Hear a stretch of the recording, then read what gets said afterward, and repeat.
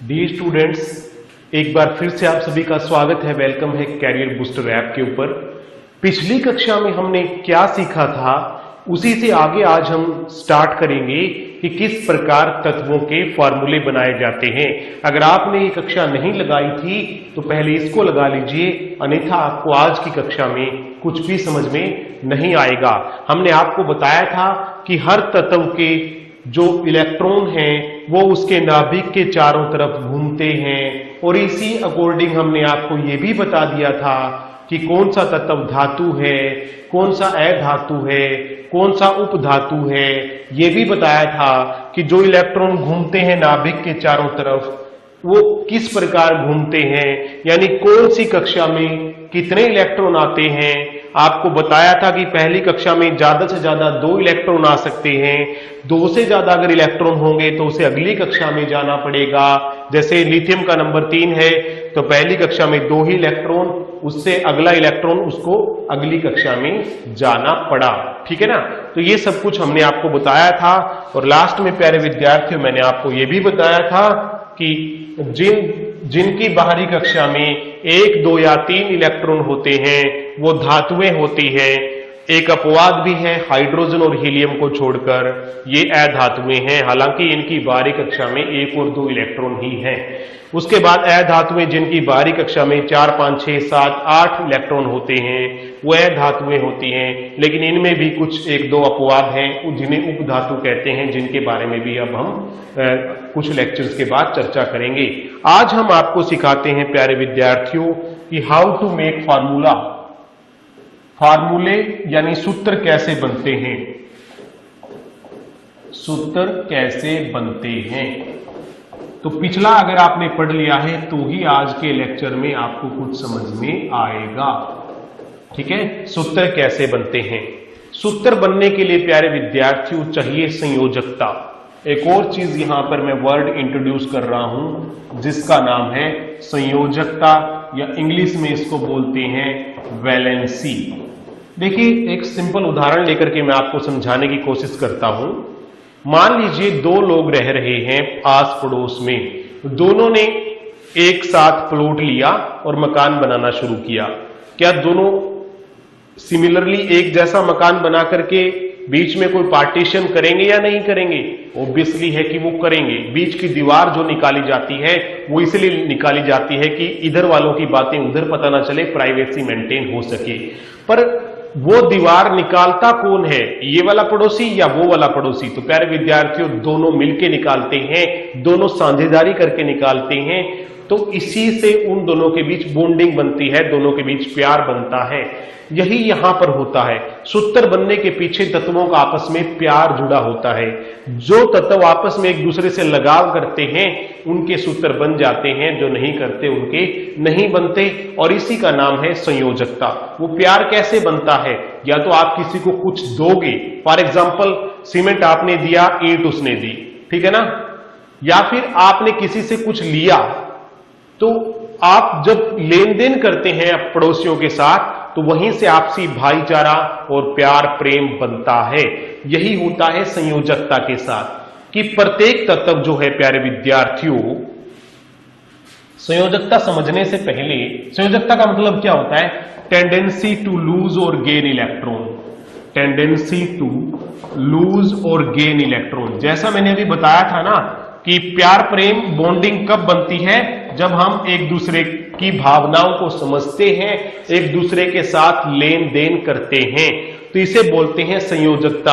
किसी भी तत्व के फार्मूले के बनने के लिए जो सबसे जरूरी चीज है वो यही संयोजकता यानी कि वैलेंसी है।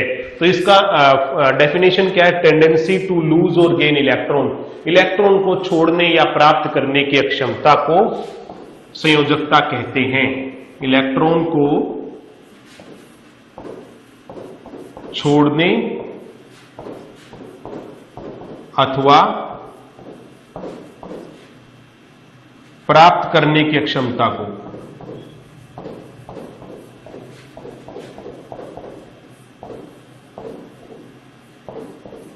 इलेक्ट्रॉन को छोड़ने अथवा प्राप्त करने की अक्षमता को क्या बोलते हैं? संयोजकता कहते हैं। संयोजकता कहते हैं।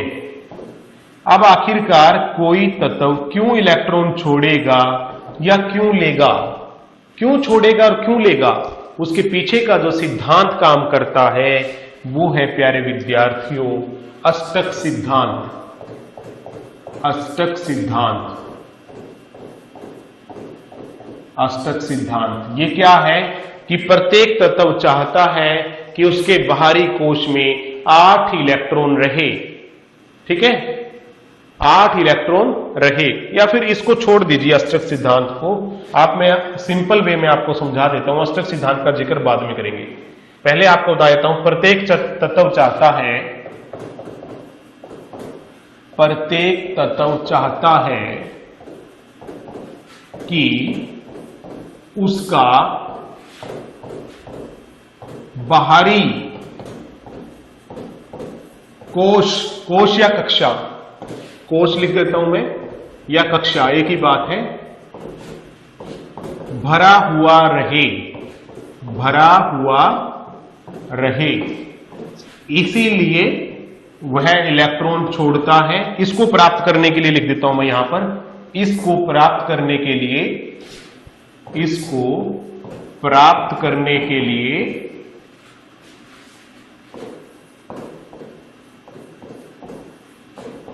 वह या तो इलेक्ट्रॉन छोड़ता है, इसको प्राप्त करने के लिए वह या तो इलेक्ट्रॉन छोड़ता है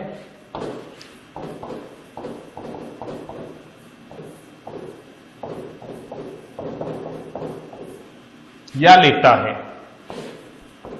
यह सिद्धांत है प्यारे बच्चों, जिसके कारण तत्व आपस में बॉन्डिंग बनाते हैं या लेता है। अब आप किस लिए पढ़ रहे हैं? जॉब प्राप्त करने के लिए, जिंदगी में स्टेबिलिटी अचीव करने के लिए, स्थायित्व प्राप्त करने के लिए, सिक्योरिटी प्राप्त करने के लिए। यही तत्वों के साथ होता है प्यारे विद्यार्थियों। इतने आसान मेथड से करवाएंगे आपको कि एक एक बात आपको समझ में आनी चाहिए, इसीलिए मैं आपको आपके साथ जोड़ करके बता रहा हूं। तो प्यारे विद्यार्थियों यही तत्वों के साथ होता है। तत्व भी चाहते हैं कि उनकी जिंदगी में, उनकी लाइफ में स्टेबिलिटी आए, स्थायित्व आए। इसके लिए चाहे उन्हें इलेक्ट्रॉन छोड़ना पड़े या लेना पड़े, ठीक है, इसके लिए चाहे आपको मेहनत करनी पड़े या फिर हार्ड वर्क करना पड़े, तो आप क्या करते हैं? अपनी स्टेबिलिटी प्राप्त करने के लिए जी तोड़ मेहनत करते हैं। यही तत्व करते हैं, या तो वो इलेक्ट्रॉन छोड़ते हैं या लेते हैं। और इसी को क्या नाम दिया था मैंने? संयोजकता। इलेक्ट्रॉन छोड़ने या प्राप्त करने की अक्षमता को संयोजकता कहते हैं। अब कोई क्यों इलेक्ट्रॉन छोड़ेगा या क्यों लेगा, उसके लिए यह है ना कि वो बाहरी कोश पूरा करना चाहते हैं। जैसे आप चाहते हैं कि जॉब लग जाए, ये चाहते हैं कि उनका बाहरी कोश है ना भरा हुआ रहे। जिस किसी भी तत्व का बाहरी कोश भरा हुआ रहता है, उसको किसी से लेने या देने की आवश्यकता नहीं होती प्यारे विद्यार्थियों। उसकी लाइफ स्टेबल होती है। यहां पे मैं मेंशन कर देता हूं, जिस तत्व का बाहरी कोश भरा हुआ रहता है,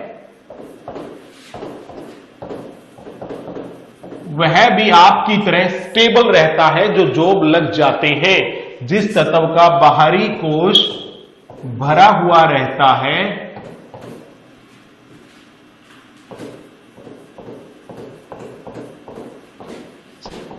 वह तत्व स्टेबल होता है, वह तत्व स्टेबल होता है, स्टेबल होता है।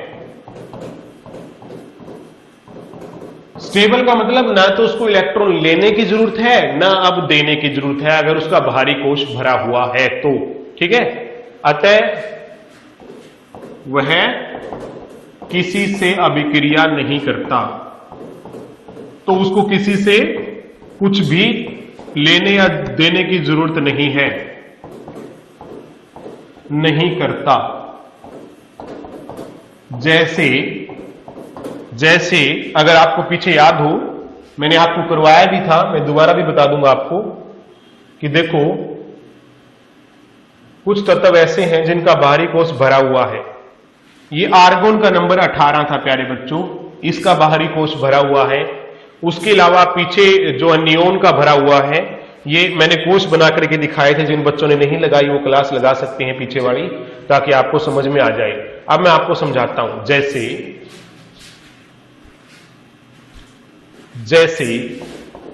एक तो हीलियम को देखो, हीलियम He क्या होता है? हीलियम का नंबर कितना है प्यारे बच्चों? 2। तो पहले कोष में कितने इलेक्ट्रॉन आए? 2। यानी बाहरी कोष भी इसका पहला ही है, तो ये भी किसी से कोई अभिक्रिया नहीं करता, क्योंकि ये खुश है, ये स्टेबिलिटी प्राप्त है, क्योंकि इसका बाहरी कोष भरा हुआ है। उसके बाद नियोन का नंबर है 10। तो पहले कोष में इसमें इलेक्ट्रॉन कितने आए? 2। पहले में मैक्सिमम 2 आ सकते हैं और दूसरे कोष में मैक्सिमम 8 आ सकते हैं। तो इसके दूसरे कोष में कितने आए? 1 2 3 4 5 6 7 8, क्योंकि नंबर 10 है ना, तो 2 पहले में आ गए, कितने बच गए? 8 दूसरे में आ गए। तो इसका भी बाहरी कोष क्या है? भरा हुआ है। तो ये भी अपने आप में स्टेबल है, यानी इन तत्वों की जॉब लग गई है प्यारे बच्चों। अगर आसान भाषा में समझाऊं, इन तत्वों की जॉब लग गई है। अब ना किसी से इलेक्ट्रॉन लेते, ना किसी को देते, ना काहू से दोस्ती, ना काहू से बैर। तो प्यारे विद्यार्थियों, इसी प्रकार एक और तत्व है आर्गन, इसका नंबर है 18, आर्गन, जो गैस बल्ब के अंदर भरी जाती है। तो प्यारे विद्यार्थियों, पहले में 2, दूसरे में 8, कितने हो गए? 1 2 3 4 5 6 7 10 हो गए, 2 और 8 10। तीसरे में फिर 8, और इसमें भी कितने आ सकते हैं? लास्ट वाले में 8 ही आ सकते हैं, 6 7 8, तो 8 आ गए। तो जिनके भाई बाहरी कोष भरा हुआ है, ठीक है ना। अब जैसे ये देखो 8 में भरती है, दूसरी कक्षा कितने इलेक्ट्रॉन में भरती है? 8 में। दूसरे के आगे एक और उप कक्षा है, वो भी 8 में भरती है। तो जिनके बाहर वाले में 8 है, उनके जिंदगी में ठाठ है। तो इनके भी जिंदगी में ठाठ है प्यारे विद्यार्थियों तत्वों की, क्योंकि इनका बाहरी कोष भरा हुआ है। इनको किसी से भी अभिक्रिया करने की आवश्यकता नहीं है। ये बात हमें जब पता लगी, तो उसके बाद तो अनेकों खोजें हुई प्यारे विद्यार्थियों। अगर आपको मालूम है, अगर आपको मालूम है प्यारे विद्यार्थियों कि ये गैसें किसमें भरी जाती हैं? बल्ब के अंदर भरी जाती हैं। किसमें भरी जाती हैं? बल्ब में। तो एक मिनट,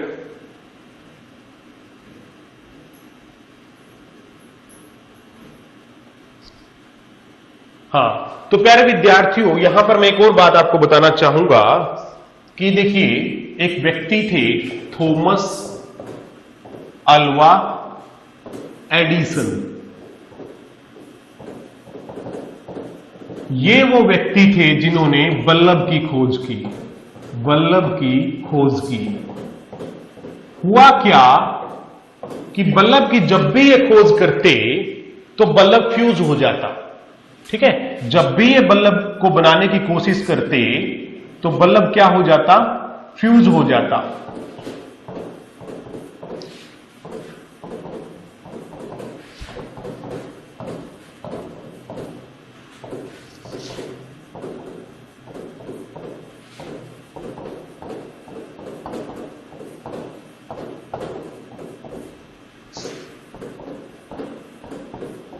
और ऐसा हजारों बार हो चुका था इनके साथ। बार बार ये बल्ब बनाने की कोशिश कर रहे थे, और बार बार बल्ब क्या हो रहा था? फ्यूज हो रहा था।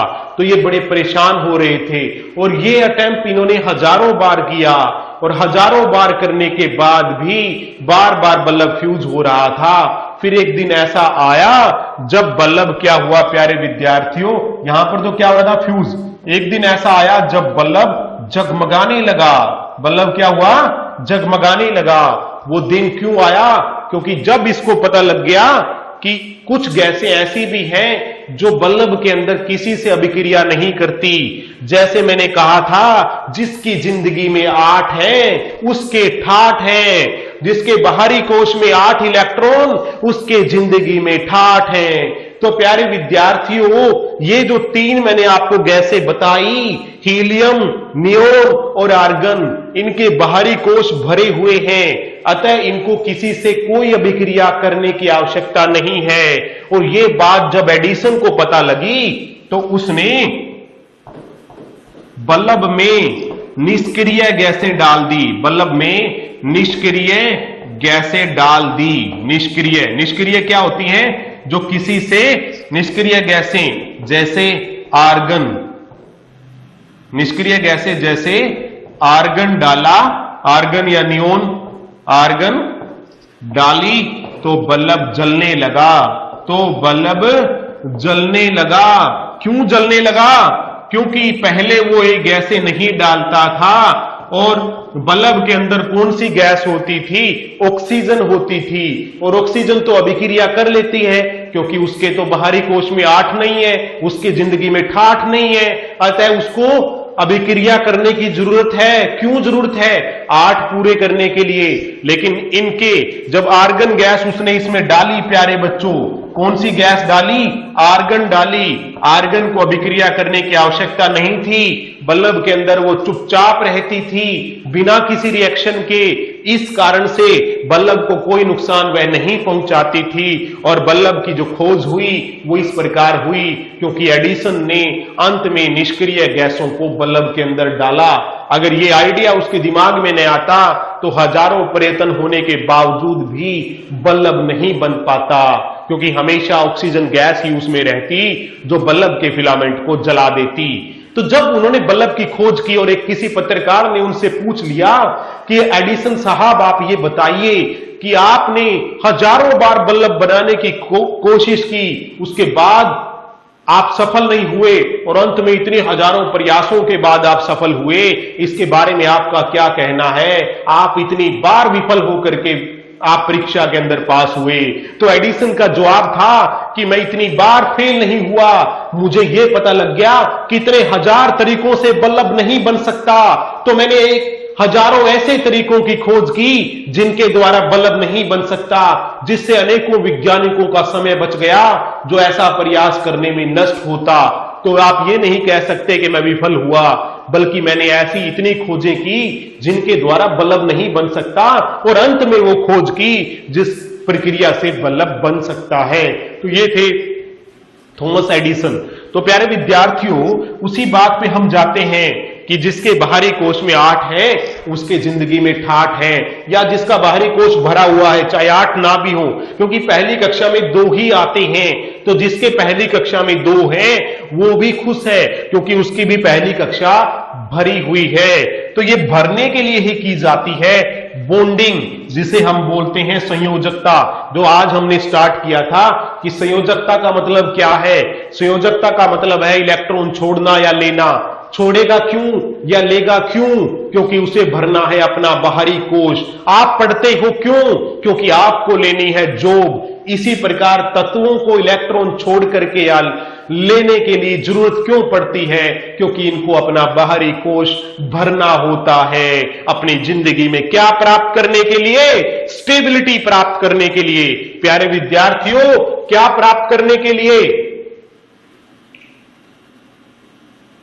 स्टेबिलिटी। स्टेबिलिटी कब प्राप्त होती है? जब वह क्या होता है, बाहरी कोश को भर लेता है, तो वह स्टेबल हो जाता है, उसे वो खुश हो जाता है अपने आप में। तो अब देखिए, मैं एक एक करके आपको समझाता हूं। अब देखिए, हाइड्रोजन की बात करें। हाइड्रोजन जो है उसका नंबर है 1, ठीक है। तो उसके बाहरी कोश में 1 इलेक्ट्रॉन है। या तो वो 1 इलेक्ट्रॉन छोड़ दे या ले ले। छोड़ देगा तो भी खत्म, ले लेगा तो 2 हो जाएंगे। तो इसलिए इसकी संयोजकता कितनी हुई? 1। तो यहां पर मैं संयोजकता बता रहा हूं सभी की कि किसकी संयोजकता कितनी होती है। संयोजकता का मतलब कितने इलेक्ट्रॉन छोड़ेगा या लेगा, ठीक है। लिख दूं यहां पर 1। उसके बाद हीलियम। हीलियम का नंबर कितना है प्यारे बच्चों? 2। हीलियम का नंबर कितना है? 2, ठीक है। तो एक एक करके पहले नंबर लिख देता हूं मैं।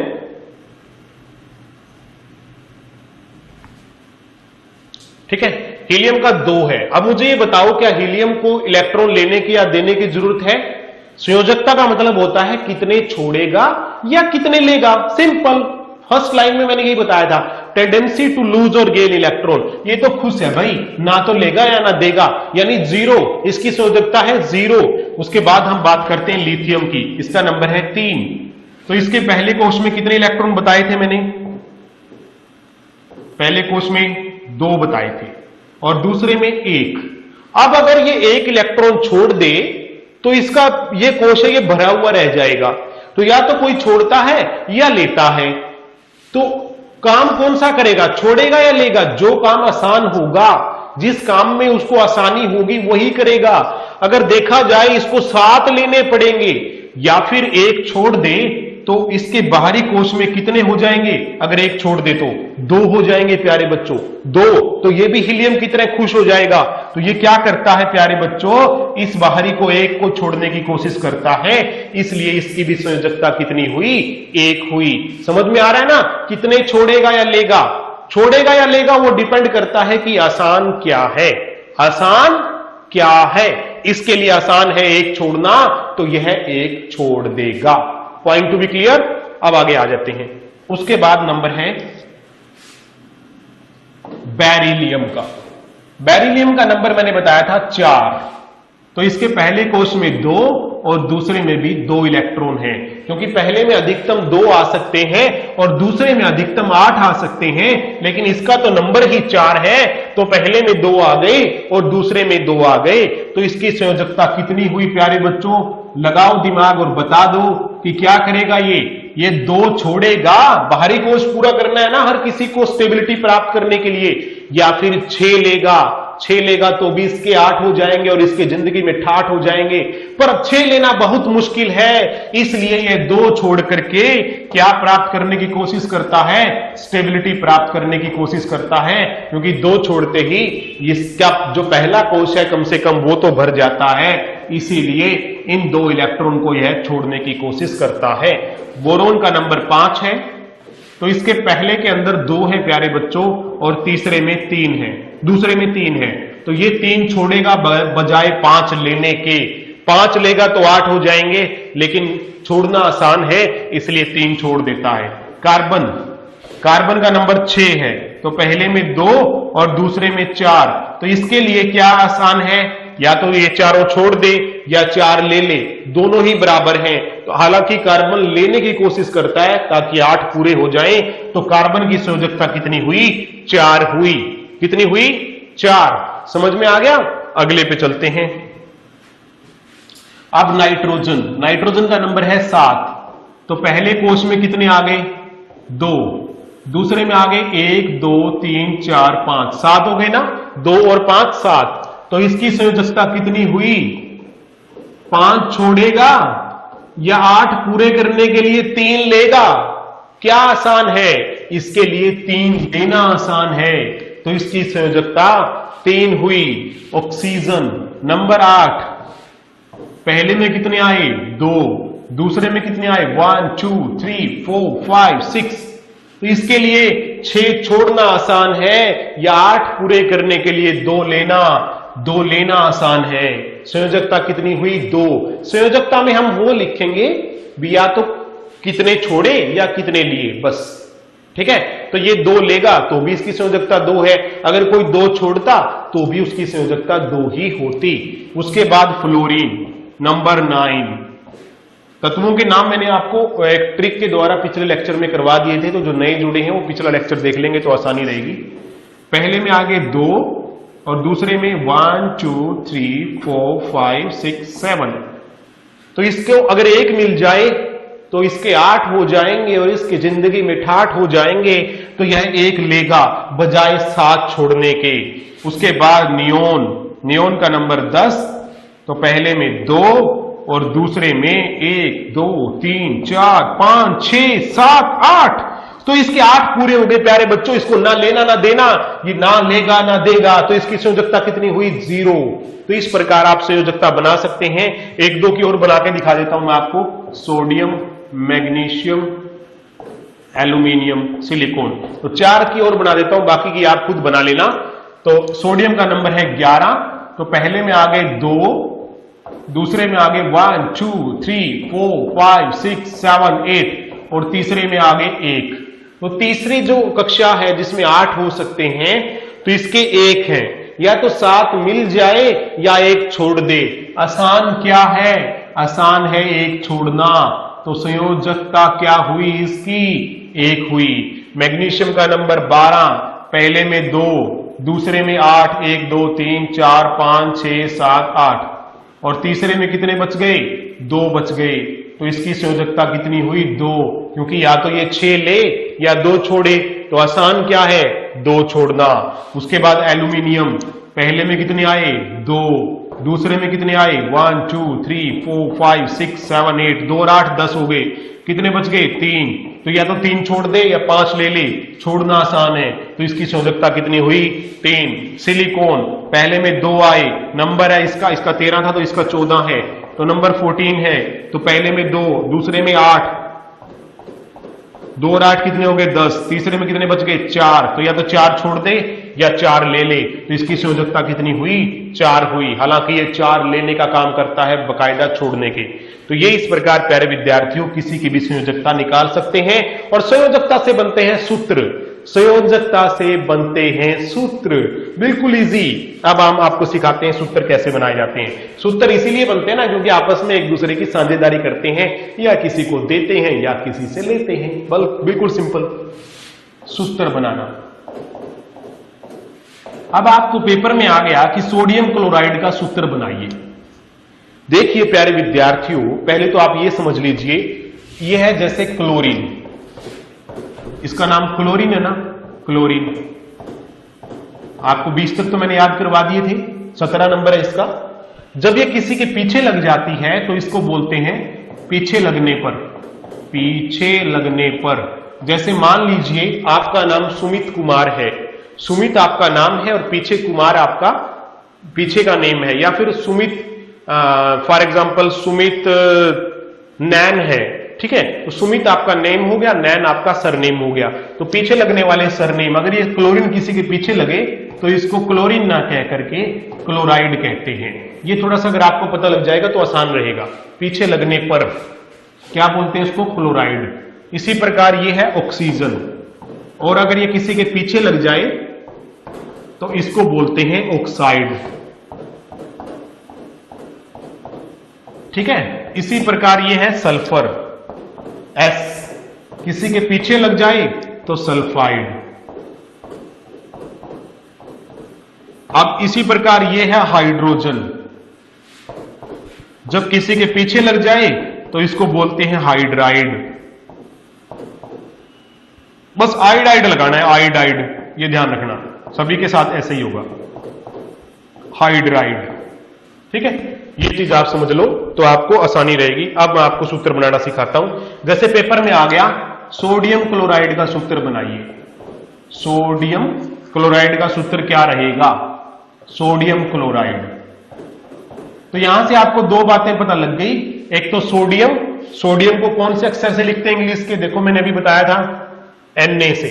सोडियम को किससे लिखते हैं?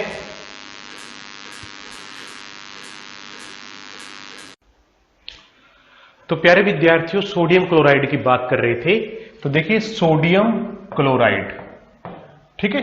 सोडियम क्लोराइड का सूत्र क्या होना चाहिए? सोडियम की संयोजकता 1 है, अभी मैंने आपको संयोजकता बताई। क्लोरीन की संयोजकता 1 है, तो आर पार गुणा करेंगे, क्योंकि जब भी संयोजकता अगर आपको पता हो, फार्मूले बनाने हो, तो हम करते हैं आर पार गुणा।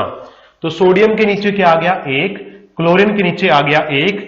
1 लगाने की जरूरत होती नहीं है, क्योंकि जिसके नीचे कुछ भी नहीं होता उसको हम 1 ही मानते हैं। तो ये फार्मूला क्या बन गया? NaCl। अब अगर पूछ लिया जाए कि मैग्नीशियम क्लोराइड का फार्मूला बनाइए, पेपर में आ गया कि इनमें से कौन सा फार्मूला मैग्नीशियम क्लोराइड का है? Magnesium chloride. तो प्यारे बच्चों, मैग्नीशियम को किससे लिखते हैं? Mg से, और क्लोराइड को Cl से, ठीक है। अब संयोजकता मैंने बताई आपको, मैग्नीशियम की संयोजकता कितनी है? 2, ठीक है, और क्लोरीन की संयोजकता कितनी है? 1। तो अगर आर पार गुणा करेंगे, आर पार गुणा करने पर क्या होगा? मैग्नीशियम के नीचे आएगा 1, क्लोरीन के नीचे आएगा 2। 1 लगाने की जरूरत होती नहीं है, तो यह बन गया प्यारे विद्यार्थियों MgCl2, यानी मैग्नीशियम क्लोराइड। इसी प्रकार से aluminium chloride, aluminium chloride, aluminium chloride. इसका सूत्र क्या होगा? तो आप सभी के फार्मूले बड़ी आसानी से बना पाओगे। एल्यूमिनियम को लिखते हैं Al से और क्लोरीन को Cl से। मैंने बताया था कि अगर किसी के पीछे क्लोरीन लगे तो उसे क्लोराइड बोलेंगे, किसी के पीछे ऑक्सीजन लगे तो उसे ऑक्साइड बोलेंगे, और किसी के पीछे सल्फर लगे तो उसे सल्फाइड बोलेंगे। तो एल्यूमिनियम के नीचे 3, क्लोरीन के नीचे 1, आर पार गुणा करेंगे तो एल्यूमिनियम के नीचे आ गया 1 और क्लोरीन के नीचे आ गया 3। तो एल्यूमिनियम क्लोराइड को AlCl3, सोडियम क्लोराइड को NaCl से और मैग्नीशियम क्लोराइड को MgCl2 से लिखते हैं। तो बड़ी आसानी से आप इजीली संयोजकता अगर पता हो तो फार्मूले बना सकते हैं। अगले पेज पर देख लेते हैं ऑक्साइड के फार्मूले। जैसे अगर आपसे बोल दिया कि सोडियम ऑक्साइड का फार्मूला बनाइए, सोडियम ऑक्साइड, ठीक है, या फिर बोल दिया गया कि मैग्नीशियम ऑक्साइड का बनाइए, मैग्नीशियम ऑक्साइड, ठीक है, या फिर बोल दिया कैल्शियम ऑक्साइड का बनाइए। कुछ भी बोल दिया पेपर के अंदर कि इनमें से कौन सा फार्मूला कैल्शियम ऑक्साइड का है। तो सोडियम यानी Na, ऑक्साइड यानी ऑक्सीजन, ठीक है। सोडियम की संयोजकता अभी बताई है 1, ऑक्सीजन की संयोजकता 2, ये आप जान चुके हैं। संयोजकता क्या होती है मैंने बताया ना, कितने इलेक्ट्रॉन छोड़ेगा या कितने लेगा। तो सोडियम का नंबर कितना है? 8 है। तो पहले में 2 आए, दूसरे में 6 आए। आपको मैंने बताया था पहले में 2, दूसरे में 6। तो 8 पूरे करने के लिए इसको कितने चाहिए? 2 चाहिए। तो इसकी संयोजकता 2 हुई। तो फार्मूला क्या बन गया? Na2 और O यानी सोडियम ऑक्साइड। अब मैग्नीशियम ऑक्साइड, मैग्नीशियम यानी Mg, ऑक्साइड यानी O, ठीक है। मैग्नीशियम की संयोजकता 2, ऑक्सीजन की 2। अगर इस प्रकार से 2-2 है ना तो हम इसको काट सकते हैं, 2 1 जा 2, 2 1 जा 2, 2 एकम 2, 2 एकम 2। तो ये 1 1 बन गया। तो क्या बन गया फार्मूला? Mg के नीचे भी 1 और O के नीचे भी 1, यानी मैग्नीशियम ऑक्साइड का फार्मूला है MgO। कैल्शियम ऑक्साइड, कैल्शियम का नंबर 20 है, संयोजकता 2 है, कैल्शियम के नीचे 2, ऑक्सीजन के नीचे 2, 2 कट गए ये, तो इसका फार्मूला भी बन गया CaO। तो प्यारे विद्यार्थियों, इस प्रकार फार्मूले बनते हैं। जिस किसी का भी निकालना हो, अगर सल्फाइड का निकालना है तो एक सल्फाइड रख लीजिए, इधर दूसरा तत्व रख लीजिए, दोनों की संयोजकता नीचे रख के आर पार गुणा कर दीजिए, तो आप इनके बड़ी आसानी से फार्मूले बना सकते हैं। अब कुछ एक फार्मूले सल्फेट के हैं। सल्फेट क्या होता है? SO4, SO4 को बोलते हैं सल्फेट। इसकी संयोजकता होती है 2। एक होता है कार्बोनेट CO3, कार्बोनेट, कार्बोनेट की संयोजकता होती है 2, ठीक है। एक होता है नाइट्रेट NO3 और नाइट्रेट की संयोजकता होती है 1। तो अगर अब इनके फार्मूले आ गए, ये भी थोड़ा सा आपको याद रखना पड़ेगा कि किसकी संयोजकता 2 होती है, किसकी 1 होती है। अगर बड़ा कंपाउंड आ जाए तो ये सब आपके लिए बनाए प्यारे विद्यार्थियों। अब अगर आ गया कि मैग्नीशियम सल्फेट का फार्मूला बनाओ, ठीक है, मैग्नीशियम सल्फेट, मैग्नीशियम सल्फेट का फार्मूला बनाओ। तो प्यारे बच्चों, मैग्नीशियम यानी Mg, सल्फेट यानी SO4। मैग्नीशियम की संयोजकता 2 और सल्फेट की अभी बताइए कितनी होती है? 2। यहां पे लिख देता हूं संयोजकता, ठीक है। संयोजकता कितनी होती है? 2। आपको यह भी पूछ लेता है कि मैग्नीशियम सल्फेट का फार्मूला क्या है, तो इसकी 2, इसकी 2, ये क्रॉस कैंसिल हो गए, 1 1। तो फार्मूला क्या बन गया? MgSO4, MgSO4। आगे पूछ लिया कि सोडियम सल्फेट का बनाओ, सोडियम सल्फेट का फार्मूला बनाओ, सोडियम सल्फेट, ठीक है। तो प्यारे बच्चों, सोडियम यानी Na, सल्फेट यानी SO4, सोडियम की संयोजकता 1, सल्फेट की होती है 2, आर पार गुणा कर दो तो सोडियम के नीचे आ गया 2, सल्फेट के नीचे 1, 1 लगाने की जरूरत होती नहीं है। तो सोडियम सल्फेट का फार्मूला क्या बन गया? Na2SO4। बिल्कुल सिंपल। उसी प्रकार से अगर आपको बोल दिया जाए कि कार्बोनेट के फार्मूले बनाओ, कार्बोनेट के, ठीक है, तो पोटेशियम कार्बोनेट आ गया for example, potassium carbonate. Potassium को लिखते हैं K से, मैंने बताया था आपको, और कार्बोनेट को CO3 से। थोड़ी देर पहले मैंने आपको बताया, अगर आपको याद हो, कि सल्फेट को जो है SO4 से, कार्बोनेट को CO3 से और नाइट्रेट को NO3 से लिखते हैं, और तीनों की संयोजकता भी यहां पे मैंने आपको बता दी। तो प्यारे विद्यार्थियों, अगर इस प्रकार का आता है कि पोटेशियम कार्बोनेट का बनाओ, तो पोटेशियम की संयोजकता 1, कार्बोनेट की 2, आर पार गुणा कर दो, क्या बन गया? K2CO3। तो यानी कि आप कहने का मतलब यह है कि किसी के फार्मूले भी इसी मेथड से आप बना सकते हैं, जो कि बहुत ही आसान है। बस केवल आपको करना क्या है कि उस तत्व की क्या ज्ञात करनी है, संयोजकता।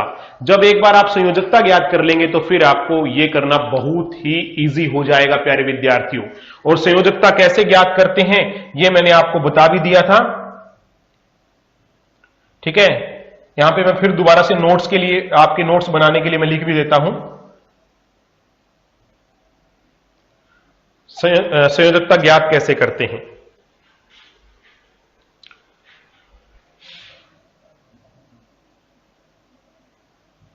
तो प्यारे विद्यार्थियों, फार्मूला कैसे बनता है, फार्मूला यहां पे नोट्स में बनाने के लिए आपके यहां पे लिख देता हूं ताकि आपको याद रह जाए।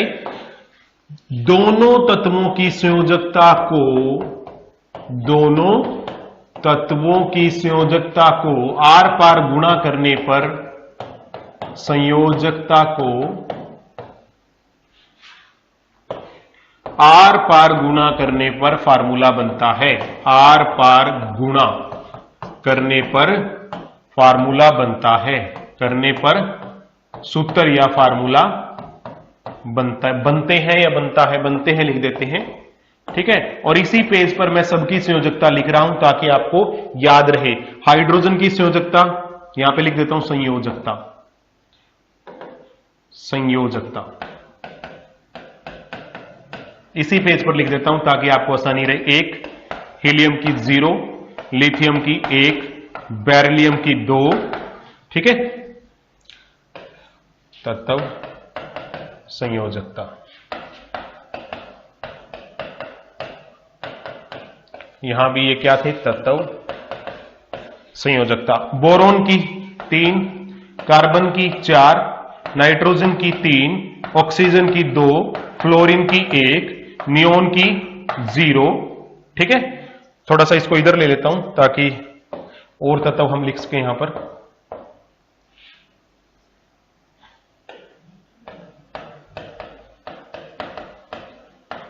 एक खाना और बना लेते हैं, तत्व संयोजकता,